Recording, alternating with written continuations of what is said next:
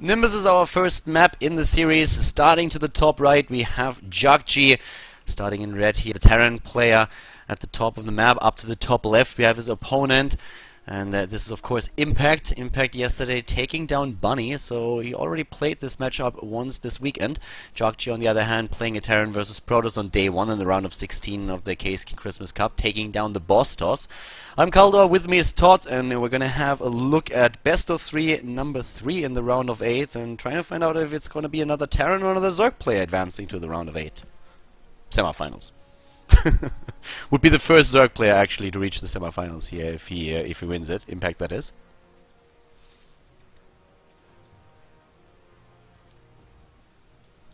Not quite sure if Todd is. Oh, actually, like I still have Todd muted. My bad. I was wondering why he didn't say anything, and then I realized I still got him muted. Sorry, dude. How long have you been going? Well, basically for like a minute, 2, maybe 3. Okay. It's not so bad. No, I was like wondering. I had that break and we had the same thing again, and I'm like, okay, he's trolling me right now. And I'm like this is weird. I don't even hear him breathing, and I'm like, wait a second. Yeah, and then I realized that I still got you muted for the break. Let's start. You probably were dropping all those gems, and I robbed you of that moment. You started recording for the VOD yet? Or? Yeah, of course. Okay. Hey, you need to play the video I linked you after. Yeah, I'm gonna check that out. I actually, yeah, I didn't really see that yet. Can I trust you with that? Yeah. Okay. It's funny stuff. It's just like 1 minute 20 long. Alright. Really fun. We're gonna check that out later. Well, in the game here, we have actually for JJakji already the command center dropped. He went into CC first on Nimbus. We have him also with the Overlord for... Actually, that was really nice for Impact. He gets an Overlord scout in the perfect position. JJakji, of course, sees the Overlord, knows now where Impact spawned. But still, like, having the scouting information here this early for Impact is great. And he himself goes straight into a double hatch before he starts his pool. Pretty cool against the Terran player. Yeah, definitely getting a little bit fortunate here early on, and man, this already feels like such a different matchup than 4GG, because 4GG, you know, he has like this main build, and even going CC first for him will feel so much worse than the one build that he goes for that's so strong. I'm actually surprised that there aren't more Terrans that play the 4GG style. He's just so strong. If I was a Terran, I would definitely copy him, man. Yeah, he's super successful with that too. And... well, in this case, with him not like, you know, on a map like this on Nimbus where you only have to have 2 buildings at the front to really block that wall, it's just so tempting to go into that early command center. And JJakji did exactly that, but with Impact getting such a perfect scout with the first Overlord, like his reaction to go for the double base here is definitely a good one. And I'm curious to see how JJakji is going to react to that.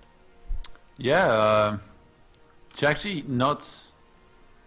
I guess he got a clean scout on what Impact was doing, and now he basically decides to go for the third command center himself, and I quite like the decision. I think he's gonna propel himself into this game with, you know, a lot of economy himself. The thing is, he's gonna have to find a hole in there in the defense of Impacts somewhere to do some damage, and he actually just leaves the barrack to go for the kill on that Overlord, and he's gonna get it, so that's pretty nice. I was wondering for a second, like, whoa, he's just gonna stay on 3 Marines and not make units and just like full command center or something. But no, we should be seeing a reactor and a factory starting momentarily. I like these moves, especially when we have like new map. The Terran players are always trying to figure out where the Overlord positions are and then use barracks for high ground vision and things like that. It's really nice, and it definitely works out. Taking an Overlord down in the early game is just huge. It's not only the 100 minerals, it's that extra larva that you have to sacrifice for that. It's also the supply block that you might put your opponent in. So it's actually a pretty cute move there. In this case, it didn't do like too much, but it's always good. Like building that Overlord when like. What I want to say is, like, in the early game, you have all those builds, and they are so crisp. You have a certain amount of minerals at a certain time, and you have your timings down cold. And then, as we progress into the mid-game, you just have to freestyle it more and react to what your opponent is doing. But that early game, like, messing that up is always huge. What do you think Impact's chances are to make it to, like, the finals? With Impact, I want to say, like, I didn't really think that he would be the player to reach something like the finals. I feel that JJakji in this series already has a bit of an advantage, but then Impact is always one of those guys that's very difficult to judge. If he brings his A game, he can take down most of the players in this tournament, I feel. But I think considering who he would face in the semis, either parting or live, I think if he wins against JJakji, then he's going to be defeated in the semifinals. Okay. I feel like something that's been occurring a lot in tournaments where Axiom players have taken part in is that they get underestimated a lot. The same is true for Crank and especially for Hart and Alicia. Yeah. Like every time Hart played in WCS America, there wasn't many people that predicted him to make it to like the final quarter. Same for Alicia, but they did so many times. They always went deep. And I think Impact is like the same kind of player that's people very easily write off, but he's super sick. Like he's definitely able to make it to the finals, maybe even win here, in my opinion. I completely agree with the underestimating thing. That's one of the, especially with Impact, he's not really one of those flashy players that you always have in your mind when you think about someone doing well in the tournament. And I feel, as you said, that's the fate that a lot of the XM players suffer. If you look at Crank, he was able to defeat one of the only Protoss players who was able to defeat Innovation when he was in his absolutely prime, on the peak of his performance, when he entered the StarCraft 2 scene. And that was just a feat that nobody else thought Crank would be able to accomplish. So for them, that's one of their problems. I still think that for Impact it's going to be tough to move past the semis. But first of all, he needs to take down JJakji. So far he's doing pretty well with his 3 bases, and I like his creep spread here too. Yeah, it's been very clean so far from Impact. The droning up, the creep spread, everything. Like he's on 81 drones, Galdor, at 9 minutes 30. He's got a good creep spread going. He's got 6 gases well saturated, 1-1 about to finish. So he's definitely done his part. But JJakji, on the other hand, he hasn't been sleeping himself. He's got 1-1 just finished. The factory, the armory, sorry, is about to complete, so he's going to be able to start 2-2 ASAP. And yeah, he's got a good walker count with the 61. Quite a few barracks, like 2 more just are about to finish with the add-ons. He's warding off his 3rd base, so both players in full macro mode and a very passive opener.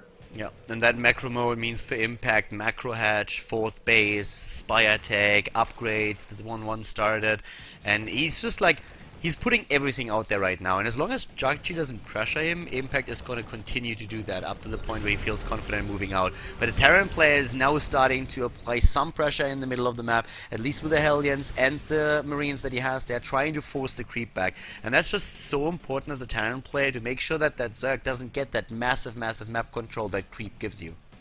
That's really cool, by the way. Impact's natural. Just setting some spores and 1 spy in there, just making sure he reinforces that, because the drops with these positions, yes, they are going to be happening and they could do a lot of damage. So better safe than sorry. I would like to see, you know, maybe some units in support, and you see he places quite a few Zerglings there. That's really, really nice play here by Impact. I'm a big fan of this kind of play where you know you're going to be attacked somewhere and you get ready rather than try to react to it in the last second and possibly get surprised. And not it's in a nice oftentimes way. one of the things that like a lot of players try to just like cut corners there with the static defense at those satellite bases that they have. That was also the case in Rings of Liberty. And if you think about it, if there's a drop and it's just like 1 drop and takes down 2 or 3 drones, that already makes up for all the investments that you would make there. So in that case, Impact really making sure that this hotspot between the 2 bases, that's the shortest expansion from JJakji's point of view, from a distance point, that he cannot really do too much there. As soon as he moves in with a few medevacs, he will suffer losses. But JJakji is establishing a really nice outpost here on the map now as well, and trying to just like push into the creep once again. It's crazy, man. It's like a Mexican stare down. They're like both standing on their sides, just waiting for the other one to attack. They're like, come into me, no, you come first. Is that gonna be one of those "they are stealing our jobs" joke? No. What? Why? I just heard somebody use that term before, and I thought it was appropriate here. I don't even know why it's a thing personally, or what it means exactly. I just thought like if 2 people, you know, are staring to each other, like the first one that looks away loses. Okay, Mexican It's kinda like standoff, this. when I heard that, I was thinking about Mexico and the USA and having the standoff at the border. Like the Mexicans trying to go in, and that cliche that like people that try to immigrate to your country are trying to steal your jobs, you know, that like stupid stuff that people sometimes say. So that's what came to mind to me. Maybe I was watching too many US series lately. Yeah, or like, I don't know, what else could we compare this to? Like a Western... A Western, spaghetti Western, I like that. The showdown at noon. I don't know if I was born yet, Galdor, to know this one. Hey! Wow. Yeah, Impact doing a good job. Like, by the way, it's starting a 5th base, and But it's still a standoff. Like, who the hell is going to engage first in this situation? I feel like whoever engages first into the other is going to be at disadvantage, unless JJakji slowly leapfrog, removes the creep, and make sure he engages at the edge of the creep. And nice counterattack here by Impact. yeah. Talking about those Vestas for a second, you watched Silverado and Rio Grande, right? No. What? Oh my god, like, we have to talk, buddy. We really need to talk. We have to have a bit of an intervention. Well, right now, JJakji, like, going away from the Western just for 1 second, we have JJakji actually with the defense against that run by that we saw from Impact. That did surprisingly little damage to JJakji. So at this point, if you look at resources lost, 2,200 against 1,100. That's what we have there. Both of them maxed out, just getting their bank up, with JJakji suffering in the gas department. I guess the same is true for Impact, maybe not quite to that extent, since he has like a huge amount of income with all the bases that he controls. But now JJakji moving on to creep, and Impact immediately meeting him on the map there with the Banelings and the speed advantage that he has on creep. He moves in JJakji. The split is there within a second, and now he moves onto the creep, takes down the Tumors, tries to snipe a few of the Overlords as well as the Zerg player tries to meet him again. Even a flank from the back, and JJakji is getting crushed here between a hammer and a hard place. Well the done. Thor. Ideally, you would have liked to get that Thor in the Medivac, but still a nice win by Impact here. And all of a sudden, 180 supply to 143 for a second. It looked a little bit worrying. But then Impact, those units coming in from behind really helped in holding, and now he's just morphing so many Banelings. His economy has been left untouched the entire game. JJakji hasn't killed a single drone against a Zerg that rushed to 81 drones, Galdor, in a 16 minutes game right now. Impact is the one that has killed a few walkers, so I feel like JJakji is in a lot of trouble here. And that comes back to the point that you talked about earlier with the defense at the natural, where we have him just with those spore crawlers. JJakji didn't even get a chance to move in there and do something. So in terms of resources lost now, we have the Zerg player starting to actually lose a lot. He's down to like 9,700 against 6,800 that was lost by JJakji. The Terran player playing a very cost-efficient game right now. Yeah. JJakji starting his 3-3 much earlier is going to be nice. He's going to have that one window where he's maxed out and he has 3-3. But Impact's creep spread and defense is so good that I don't even think it should matter, because he's building up a bank as well. Like Impact, ideally, he would like to fight, clean up the army of JJakji, and remax much faster than JJakji ever could. By now we have Impact also with the Hive Tech going straight for the Adrenal Glance upgrade and the 3-3. So that upgrade window advantage that we have for JJakji is going to close after just a little bit. And so far with the Mutalisk, it looks like Impact is going to buy himself quite a lot of time there. The rest of the ground army is rushing into the third base now and taking down the Harvesters. JJakji is actually really struggling here to get into a good position. He has Mutalisks to the right side that are attacking him. The missile turrets are preventing the worst here together with the Widow Mines, but the ground army of Impact is now in the main base, going straight into the natural, and a few of the Zerglings are still over at the third base doing damage there. He's everywhere. Impact is a freaking beast, man. The thing about this is that it's a good move because he can remax quickly, but if he does that too much and ends up losing too much doing this, he could be counterattacked and killed.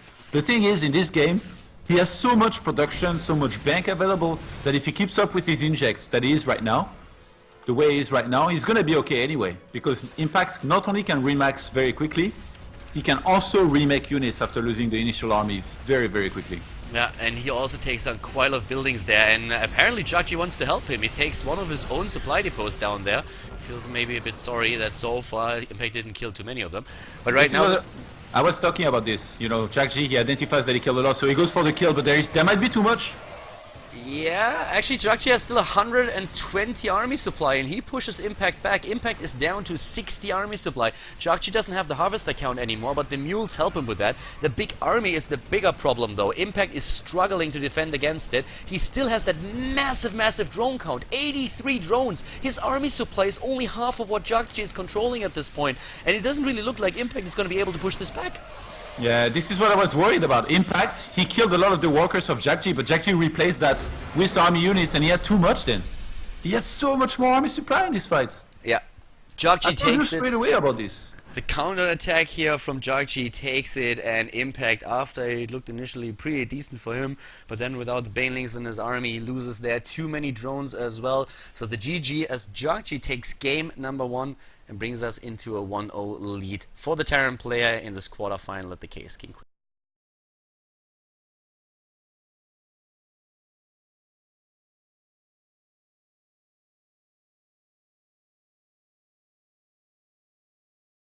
We are on Deadwing for game number 2 between JJakji starting to the top right and Impact down to the bottom right of the map.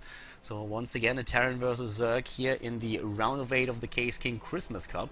Impact in the last game having a very decent early game and getting into a good position there, but the aggression from him was met by a counter-attack of JJakji, and the Terran player just moved into Impact's main, natural and third base, and Impact did not really have the army size to deal with that.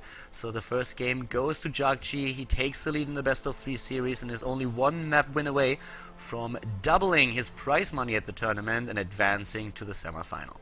That was some pretty beautiful macro from both players, to be honest. Like, if you're a player that really likes macro, you should definitely go back and rewatch this game and see some of the things that they did, like the timings, you know, on the third CC up on scouting, which I guess is one of the easier things to see. But like, even the way JJakji added barracks, like the macro hatch was thrown down by Impact, really super clean. Like they maxed out so quickly in that game after opening with, I guess, very economic openers.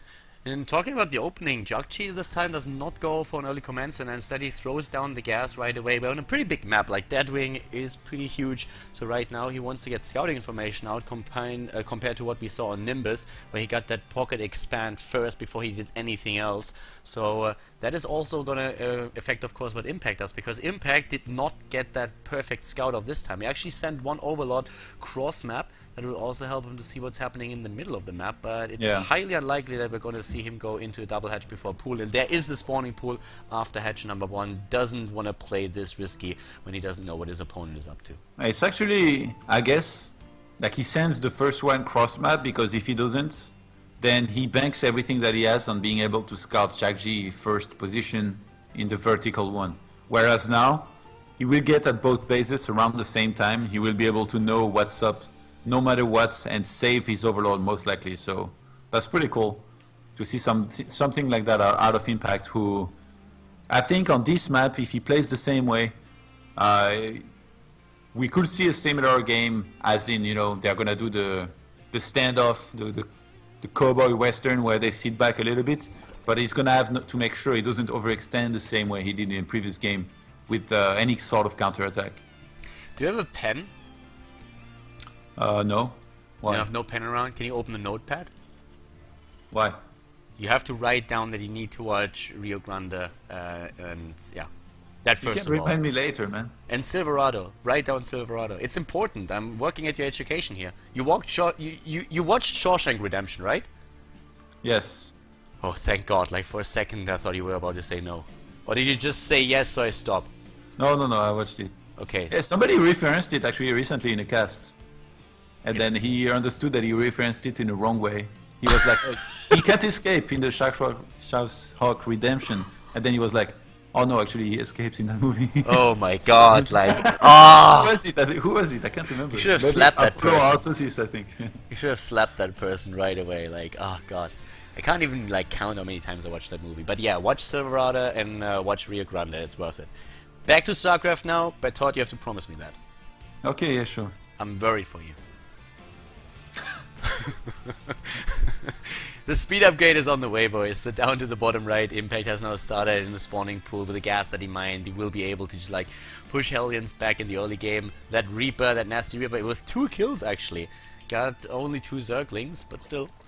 And JJakji, actually, this time with a double gas, not going for that additional like orbital command that he could have used there. So we will see him with Banshee play. Yeah, which... in this case, I don't think he went for the starport before the second gas. Like, the second gas was before, so maybe a huge committal to a lot of Banshees with Cloak here by JJakji. I would like to see him maybe try with the 4GG build, man. I'm such a big fan of that build. Like, I kind of want to play Terran myself just to do it. I'm sure I will fail, but try. I would love you to see Terran, to play Terran, so that I would like just witness you at some point bitching about Protoss. That's what always happens, though, you know? Yeah, I know. I remember when X-Lord switched from Protoss to Zerg and then whined about Protoss. And Sassi told him, man, you switch race, you're like the last guy who has any right to whine. There was a time when Naniwa in Korea was for like a week or at least a couple of days playing Zerg. And oh my god, was he annoyed at Protoss during that time. It was just so funny. So I would just like sit there and watch those games and laugh whenever he got into a rage mode because Protoss players were killing him. It was super. But by the way, it's really sick what's happening right now. JJakji is going for the 4GG build. He's getting the armory, so he's going to attack first with Marines and then Hellions, and then with Cloak Banshees and Hellbats. But Impact is rushing for a Spire, which is very greedy. Like, if JJakji was to give Impact 2 more minutes and not attack, Impact would be in a great position. But right now, he might just die. Like, he's just got a few Banelings, some Queens, and one Spine, but I really think that this can do a lot of damage for JJakji if he actually goes for it. But for now, he's just gonna sit back. That's the Banelings that we have there for Impact that can really help him with the defense, but he also got supply blocked by that one Overlord that got sniped, and that's a big problem, but JJakji doesn't know that. So right now everything that oh, another Overlord is being sniped, and Impact starts another 2, but and he can morph into Hellbats. That's going to become an issue. He can morph the Salients into Hellbats now. I don't know why he's not going for it. He's gonna get one more Overlord. Well, the problem is he didn't know that the Overlord was killed, so he didn't really know that there was a supply block. He probably expects by now a lot more units in the main base of Impact, especially Banelings, so that he's a bit reluctant to move in with the Hellbats immediately. Didn't see a third base either, so I feel like he just assumed there would be more units, but there aren't, and now the Mutalisks are building. Here comes Impact now, JJakji now, moves in with the Hellbats. The Queens need to move back. The Banelings, if they're gonna go detonate, they need to wait for another wave, and then they start moving in. Yeah, did only kill 2 of them, and as long as he buys himself some time to get the Mutalisks out, he's gonna be fine as long as he pressures the Marines. Yeah, and very important. I mean, Impact, even if he wins this, he's gonna rely a lot on the Mutas doing damage here for him to be successful in this game. The problem is, JJakji's Reaper went into the main of Impact and saw that Spire, so now, immediately after seeing that, he started an eBay, which just finished. He's gonna start making turrets. He's got some Widow Mines to work with. He already got 2, and all of a sudden, JJakji is in that situation where his initial push didn't do too much damage, but at home he's not going to take any damage from the Mutas as well, so this just kind of resets out, and they might go into full macro mode, both of them from here.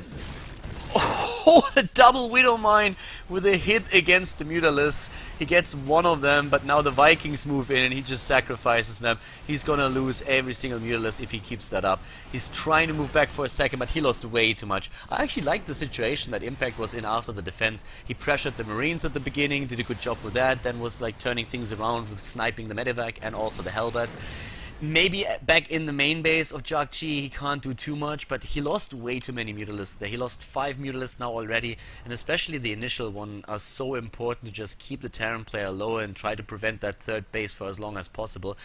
We don't even have a 4th started yet for Impact, who could have droned up even more than he did. He builds more now, goes into upgrades, and it's this macro scenario that you've been talking about, Todd. It's just like full macro mode for both of them, but I really have to say that I do not like Impact's Mutalisk control here. He lost so many of them, needlessly a lot of them as well. With the 1-1 on the way, Impact is not falling behind in upgrades or anything, which, with this kind of build, I mean, the guy opened with fast Mutas. Not the fastest Mutas that you can get, because otherwise he would have died to the attack. He went for at least some Banelings, with the Baneling Nest, you know, some Zergling speed, just to make sure he will hold. But what happens a lot when you go for something like that, if you're a Zerg, is that if you commit too much to it and then you don't do the damage that you need to do, you fall very far behind in upgrades. But now, Impact just went for pure macro behind it. He threw down the Evo Chamber, so he's still in this game, like, by all means, with, you know, his drone count building up very quickly. He's already up to 68 to 51 SCVs, and all this harassment also has delayed the third base from JJakji, you know, being taken too early. So that's really nice for Impact that he has that going for him. Yeah. Impact is now throwing down the 4th to get farther ahead in economy. He lost another Mutalisk, by the way. At this point, he lost 7 Mutalisks and barely got any kills there whatsoever. 5 SCVs in total. The third base that we are seeing from JJakji now, he should be able to spot that. Oh, and all of the Mutalisks are now gone. 4 Widow Mines just obliterated that entire Mutalisk crowd there. So in total he lost now 12 Mutalisks, and JJakji is playing this really well. I like that. I mean, from Impact we have that macro mode. He's getting the 4th, he's getting his upgrade, so he's doing well back at home. But with it harass, and that's usually what you want to do when you have Mutalisks this early in the game, he's not achieving anything. And JJakji had very, very solid defense up at least up to this point. Every time a Mutalisc guy, Kaldor dies inside. Yeah, my heart like does like sheds a small tear. Yeah, but they just killed some Vikings, 2 Vikings, give them some credit. But then one of them dies, oh my god. Yeah, exactly. Dude, when I'm back on camera, my face will be all red and like there was tears streaming down my cheeks. It's gonna be sad. It's gonna be a sad moment. Sad Kaldor is sad. Exactly. I'm Okay, like a sad second- panda right now. It's not Heroes of the Storm, Kaldor. Second factory is up now for JJakji, so I'm pretty sure he's going to want to get Drilling Claws ASAP and just focus on getting a lot of Widow Mines out, which, by the way, he's got a ton of them. 8 in total right now. And then the push will come, the same push as in the previous game. But look, Baneling Bomb already ready in the middle of the map. So it's going to be, I guess, minefields, mine wars. Oh, Holy yes. shit. So far the Widow Mines of JJakji are winning. And the Mutalisc rush again in like he wants to make me cry for real, doesn't he? So did he see those burrow? There's no scan yet. There are a lot of burrowed Widow not Widow Mines too, but like Banelings, that's what we were talking about here. But JJakji is just doing so well with his defense here, and as long as he doesn't walk over those Widow Mine those Baneling traps that we have in the map, I feel like he's in a great spot. All this aggression that we saw from Impact so far just didn't do anything. He was moving in, burrowing a few of the Zerglings, those got killed, and it's just like the control. I feel JJakji has the better control at this point. It's very important that the first few Baning landmines do a lot of damage, because once the first few have been used, then the Terran will know what's up, and then you will be extra careful, scan everywhere. So it's really about those first few ones. Like if you can kill a big chunk of bioforces, then it's great for you. Yeah, the good thing, of course, if you like showed Widow burrowed Banelings at some point, is that your opponent will always be like anxious to move out without scanning. So a lot of the scans will be used for that and not for mules or for determining where the rest of the army is. And Impact is using that everywhere, by the way. Like there are so many burrowed Widow Mines. Look at that. That could actually work to the right side now. He doesn't get the scan against that. If he walks down that small path, then he's gonna lose his entire bioforce. But JJakji is already moving back now. Yeah. This is that moment, you know, where if you're the Zerg, you're praying that your opponent goes into this. And, oh my god, there's so many... Those mine wars, man. Yeah, there was a drop in the natural, or an attempted drop at the third base, I should say. And it didn't Counter-attack. the Widow Mines this time. Taking out a few Marines, but I don't think as many as he was hoping for. There's another attack over there at the third base. They are everywhere at this point. Both players really trying to just, like, blindside their opponent and throw them a curveball and get into one of the mineral lines at maybe the natural or the third. It's so funny to see, like, burrowed Banelings next to Widow Mines burrowed as well. Your move, man. I think the Widow Mines are going to win that battle. Not unless they unburrow and then they get detonated on. But I don't think Impact wants to try to catch the Widow Mines. Oh my god, the Widow Mines on the right. He's hoping for a counter run by, or for Mutas to fly there. But the Mutas are headed for his natural here. Yeah, and the Mutaliscs are going to snipe those missile turrets that we Oh, have the there. Banelings on the right. He's not getting anything done with them. Well, he actually kills like a few of the Marines, but I don't think that trade is really worth it. That's a lot of gas that he loses in that situation, and just trading it against Marines, not really the thing. The problem for JJakji is, though, that he's still on 3-4 bases, and we have Impact just macroing it up again with 86 harvesters. That's a huge deal for Impact, because his income is so awesome that he has now 2,000 mineral bank, he has the gas. He needs to be careful, though, because it was a big liability in the last game when he suddenly didn't have the army supply to face JJakji's push. Hey, it could be here as well, actually, especially since JJakji started his +3 infantry weapons upgrade much earlier than Impact will start his melee attacks. So if JJakji was to hit a timing with 3-2, he even has mech units on 1-1, so the stores... Uh-oh, Todd.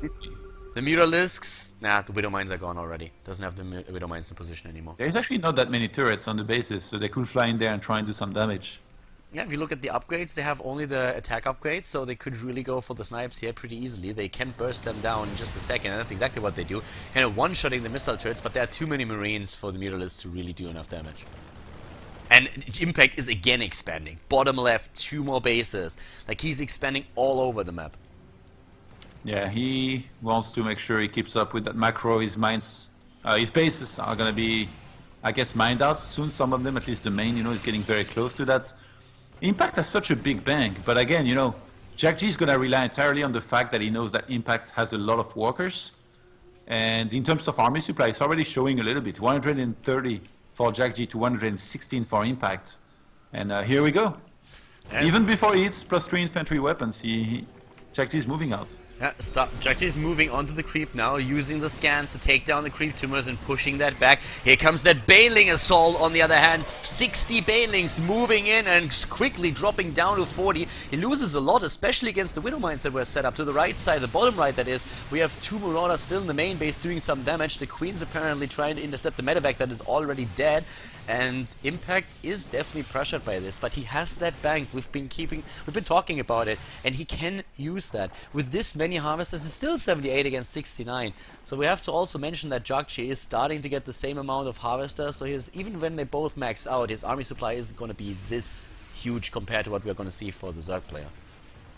The Ultra Scaven Kaldor being on the way now. I feel like Impact, with the gas that he has, and with the bases that he's taking, he could remax on quite a few Ultras plus Zerglings, and it's going to be so hard for JJakji to win this. He's going to have to be so cost effective, and then beat the second army basically after he beats the first one. If he can even beat the first one, which is going to be hard. Yeah. The production tab, by the way.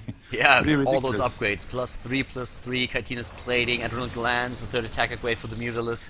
But we still have JJakji moving out now, and he's the one who has already a +3 attack upgrade. He doesn't have armor yet, but he's starting to move in, going for the splits here. Banelings are moving in, detonating mostly against Marauders, or against the Marines. Impact is getting more of those units though, but JJakji doesn't really look like he wants to force the issue there yet. Now he starts moving on to the creep again, but the army of Impact is gigantic. Does he have the larva to rebuild? He has 61 larva. That should be enough to just send a second army in after the first one died. Yeah, he sends chunks of Banelings pretty much one by one, but it doesn't even matter. As long as he's a minimum cost effective behind this Impact, he's gonna restart 78 Zerglings. All of his upgrades are about to kick in, and JJakji is just gonna be in lots of trouble. Oh, JJakji just loses most of his medivacs. Like, he lost 4 or 5. The Mutalisks just sniping them. Only a few missile turrets in the vicinity to help out with that. And JJakji is down to 150 supply right now. And he might have the gas, but he definitely doesn't have the minerals to really make up for that. So he's starting to struggle a lot here. And you know, there was no real deciding battle just yet. It was just like those small skirmishes that we had, but now Impact feels like he has the advantage and he's pushing it. He's already moving in. He has Zerglings everywhere, not enough Widow Mines to really deal with that. And JJakji just doesn't look like he has anything. Yeah, he doesn't have much actually. Like, his main army died very quickly, and now he's on 83 army supply against 111. He's trying to squeeze out as much as he can, but even those units, they're coming from the main, so they take a long time to rejoin the main chunk of his army. And Impact's just gonna move in for the kill. He's got so many Banelings, 22 in total. He just gonna burst down that planetary. Now JJakji is down to 3 bases. Impact is playing a great game here. He's not overextending, he's playing the safe and sound, he's reacting to JJakji's drop play and just controlling the map and forcing his opponent into submission by just cutting him off for minerals. The main base is already mined out. Down here we have a few patches left. The natural is starting to mine out as well, and Impact is just controlling so many bases on the map that he is never gonna run out of resources. Impact moves in there for the kill now. He's got a few ultras there. He's not that many marauders for JJakji.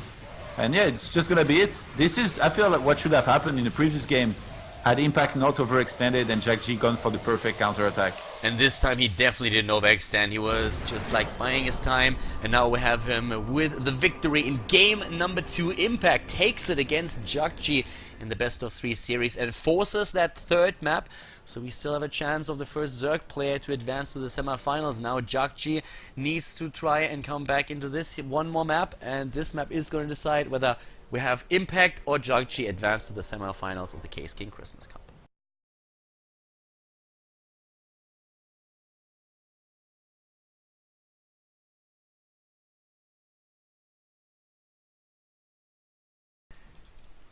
Game number 3 is going to determine whether we have JJakji or Impact advance, and up to the top left on King Sejong Station we have a JJakji starting off, and Todd was already talking about him potentially going into an aggressive style this time, since we had from Impact a hatch first in every single game on granted 4-player maps. And the first thing that JJakji actually does is send an SCV cross map down to the bottom right. We have Impact.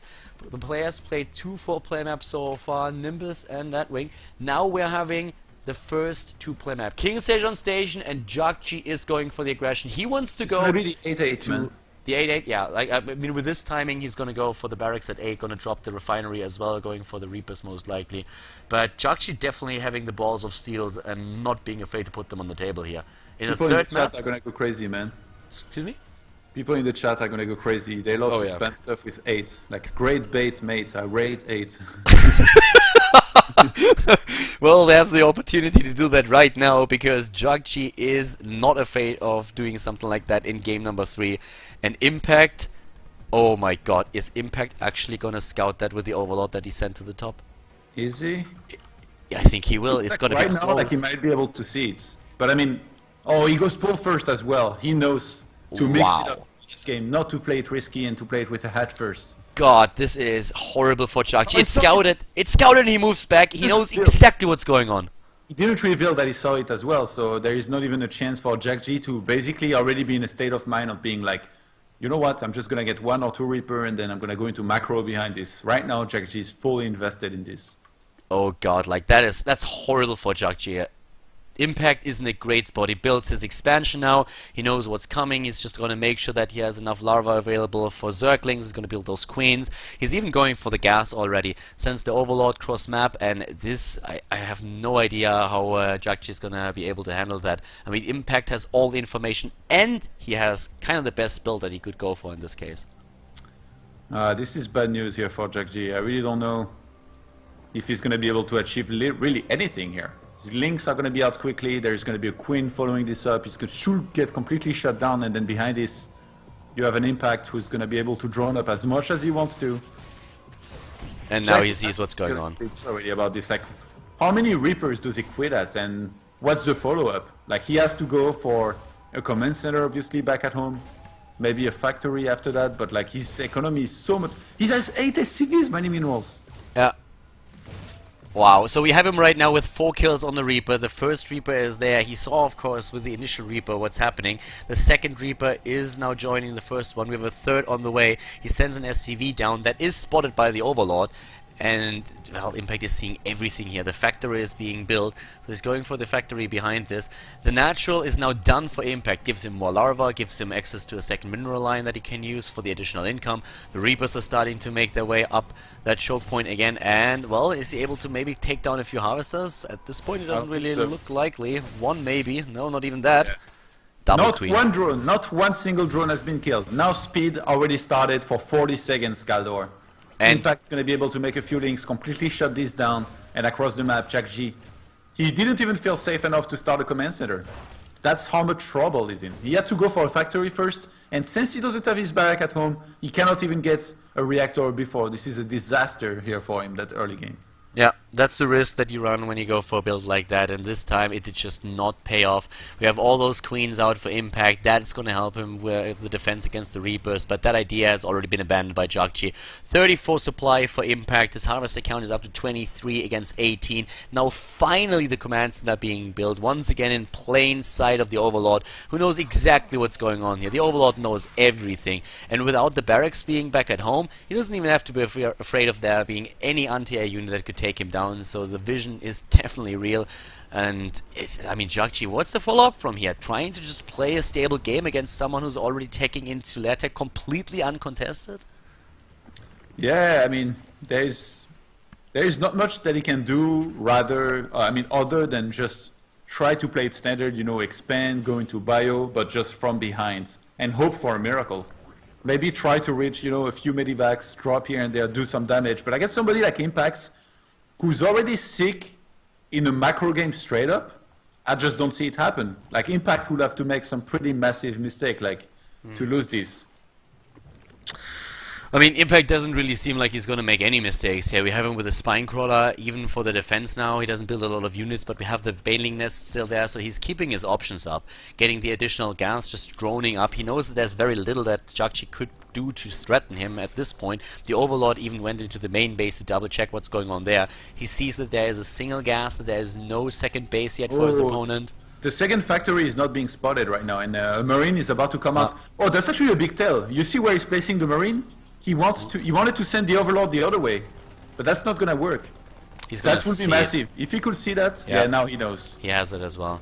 He So sees the second factory, he knows he's gonna be Blue Flame Hellion, and Impact can already choose how to react. But you know what? it's a siege tank. It will be such a late Blue Flame Hellion that his Spire might be fine anyway in helping him defend. So JJakji realized that he scouted and it's not gonna work. Immediately starts a siege tank rather than that. Yeah. And now JJakji, like, what is he supposed to do? Does he go into mech? No. This looks He more can't.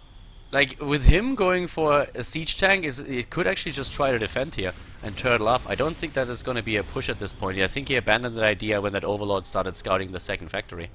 Yeah, but this is ideal for Impact either way because he was already gonna go for a Spire, and now he's up against a double factory. Well, So JJakji, he starts the double eBay. He wants to go for bio obviously, but he's gonna come so late. He's gonna have to make turrets. He's gonna have to play on 2 base for a long time. He's gonna have to play defensive, and he's gonna play right into Impact stand. I know you were a big hater of his Muda control, but even with bad Muda control here, he's gonna be able to build up his economy well enough in the meantime. I that don't he think you harasses. can screw that up.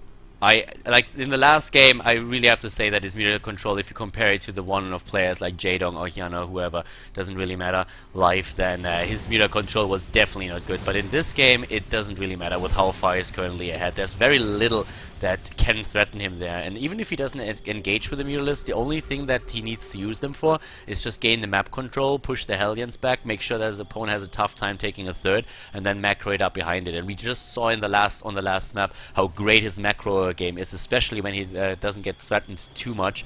Right now, with this start in the game, if he plays that cautious, I don't think there's very much that JJakji can do.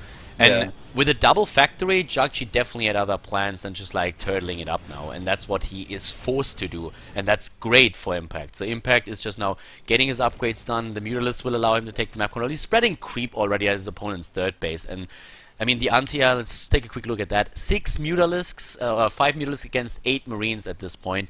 We have 3 missile turrets on the map. Nothing that JJakji can do. He can just turtle on 2 bases and hope for the best. The one thing that's not great here about Impact's, I guess, tech and build and all that happened is that his upgrades are going to be late. But I don't think he even cares right now because as long as he doesn't take any damage and he stays in this game and he keeps on droning up, he's going to be okay no matter what. And yeah, JJakji just can't be happy with the way that has been going and him being forced, basically staying on 2 base. He might actually just entirely skip on the 3rd base here and go for an attack if he thinks that's wise, because he's already on so many barracks. You see he's adding even more. His harvester count is also at 44 and he doesn't build Yeah. any additional SCVs, so he's really starting to cut the harvester production here. We're in with additional gas take and going into those upgrades, but with 3 bases now, Impact is just getting the superior income, and he's looking really strong with double upgrades going, upgrades also for the Mutalisk. It's just poking at this point, not really losing anything. Lost 1 Mutalisk, couple of Zerglings, but besides that, he's doing really fine here. The only moments you're making turrets and tanks and staying on a low base count and you're happy is when your name is Goody, Kaldor. And then you lose the game. Wow! Taking the hate to the next level. That's a healthy portion of self-irony, because Goody is German as well. No hate. No haterinos here. By the way, the move out by JJakji now. Is that the Pull desperation boys. push? He needs to pull the boys. Yeah, I mean it's the only choice push, I guess. Like he really taking another base from here would have been so difficult. But Impact wasn't overly greedy, He didn't take a 4th base. He didn't go up to 90 drones. He stopped at 65. So I feel like he's gonna have a great chance in holding this and winning the game. The army supply as JJakji moved out was the same for the 2 of them, but now of course JJakji is facing a much larger army, or at least he will by the time that he arrives there. A lot more Zerglings are being produced now, 14 Mutalisks. The Banelings actually morphing right in the face of the Terran player. Wow, JJakji not even splitting properly here, losing a fair chunk of his units, and that siege tank is gone, so now it's only Marines and nothing else. The Mutalisks are already moving back, and on creep against more Banelings and Zerglings, that army is gonna need, like, in Guardian Aid. Oh, what?! My Talking God. about Mutalisk control again. 73 army supply for JJakji all of a sudden to 54, but I mean it's only Marines. As soon as the Banelings get in there, and trust me, there's quite a few of them, it's gonna be so hard for JJakji to fight and split and win the fight. But that Mutalisk control by Impact, he really has to work on that. His macro game is great. If he is improving on that, he's gonna become so much more dangerous in this matchup. You want his Skype? You wanna scold him after? Maybe I after have his Skype. He's advancing. I got a Skype. Who do you think invited him to the tournament? There we go. Make sure to scold him after. I'm not and gonna then call Total him Biscuit after. is gonna add you on Skype. Scold you right back. 124 supply against 93. The Marines are gone. The Mutals chasing down the opponent's medevacs now.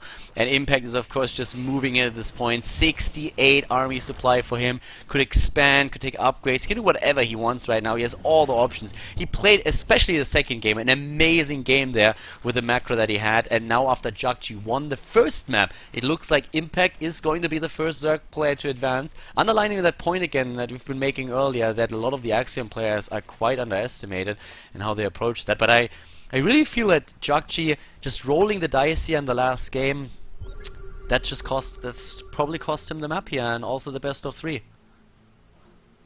Yeah, I mean, I just don't see what he can do right now with what he has. Like, he's so Marine heavy, and every time that he moves out there is more and more Banelings being morphed and just ready to crush him. Impact has just played this beautifully, and he's played the mind game so well. Like, going double hatch first, I mean, going hatch first twice in a row, and then going for a pull first and a good scout in the third game is such a smart way to play.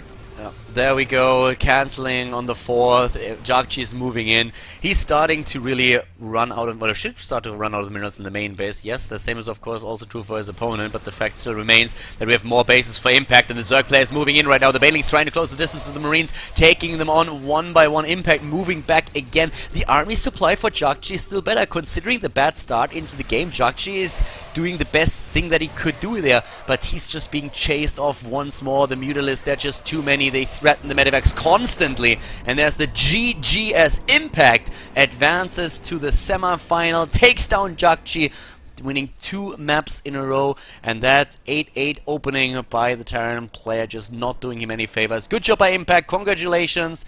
He's going to face the victor of either parting or live the next series, then the last series in the round of 8 that we're having here at the Caseking Christmas Cup.